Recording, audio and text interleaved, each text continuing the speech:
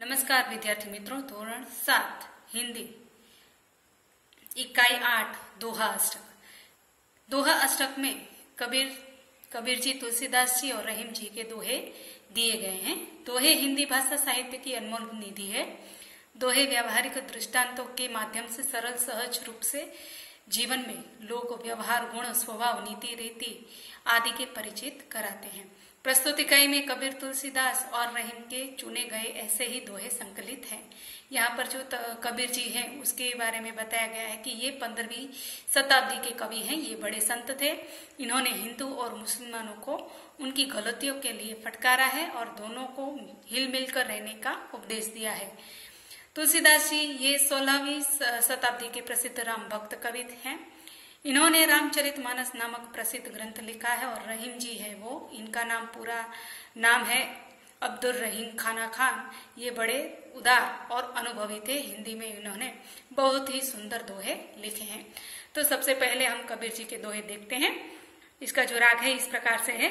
बड़ा हुआ तो क्या हुआ, जैसे पेड़ खजूर, पंथी को छाया नहीं, फल लागे अति दूर। कबीरा फल लागे अति दूर। साधु ऐसा चाहिए, जैसा सूप सुभाए, सार सार को गही रहे, थोथा दे उड़ाए। कबीरा थोथा दे उड़ाए। माखी गुड़ में गड़ी रहे, पंख रयो लिपटाए, हाथ मले और सिर धुने, लालच बुरी बलाए। कबीरा लालच बुरी बलाए। अब यहाँ पर कबीर जी के जो दोहे हैं उसमें सबसे पहला जो दोहा है उसमें कहा है,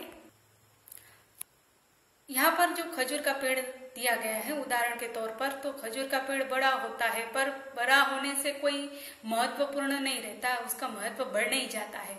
खजूर का पेड़ बहुत बड़ा है पर उससे कोई जो उसके नीचे से गुजरने वाले मुसाफिर को उसकी छाया नहीं मिलती है, उसके फल भी बहुत ऊंचाई पर लगते हैं, तो वे फल सरलता से हम प्राप्त नहीं कर सकते। इसलिए खजूर का पेड़ जो है वो हमारे लिए यानी कि पंथी के लिए उपयोगी नहीं है।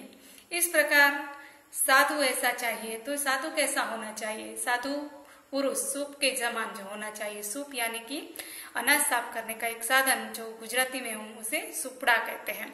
तो साधु का स्वभाव ऐसा होना चाहिए जैसे कि सूप समान होना चाहिए कि अनाज को अपने अंदर रख लेता है, अच्छे अनाज को, और कचरे को बाहर फेंक देता है। साधु पुरुष को भी तत्व की बातें ग्रहण कर व्यर्थ बातों को छोड़ देना चाहिए। इस प्रकार दूसरा जो दोहा है उसमें कबीर जी यही कहते हैं। आगे का जो है कि माखी गुड़ में गड़ी रहे, यानी कि माखी गुड़ खाने के लिए ललचाती है और बहुत ज्यादा गुड़ खाने के कारण वो गुड़ पर ही बैठ जाती है और उनके पंख गुड़ में चिपक जाते हैं। फिर वह हाथ मलती है और सिर धुनती है, बाद में पछताती है, पर उसे छुटकारा नहीं मिलता। सचमुच लालच बुरी बला है। तो बला यानी आफत। यहाँ पर कबीर के दोहे पूर्ण होते हैं। अब है तुलसीदास जी के दोहे। तुलसी इस संसार में भांति भांति के लोग, सबसे हिल मिल जालिए, नदी नाव संजोग। तुलसी नदी नाव संजोग। तुलसी हाय गरीब की, कबहू न खाली जाए, मुए ढोर के चाम से, लोहा भस्म हो जाए। तुलसी जी लोहा भस्म हो जाए। तुलसी जी इस दोहे के द्वारा कहते हैं कि तुलसी इस संसार में, तुलसी जी क्या कहते हैं कि तुलसी जी कहते हैं कि इस संसार में तरह तरह के लोग हैं। नदी और नाव के संयोग की तरह हमें सबके साथ हिल मिलकर रहना चाहिए।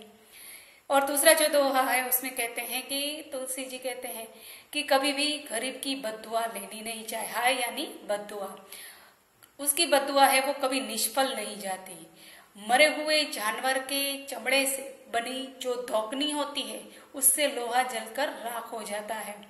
तो इस प्रकार जो मुए डोर यानी कि मरे हुए डोर यानी कि पशु जानवर की जो चमड़ी से जो धौकनी बनती है उससे लोहा भस्म हो जाता है। अब रहीम जी के दोहे हैं। रही मन धागा प्रेम का, मत तोड़ो चटकाए,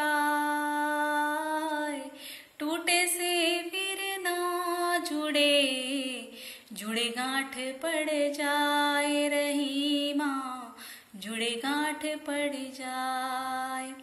तरवर फल नहीं खात है, सरवर पिया ही न पानी,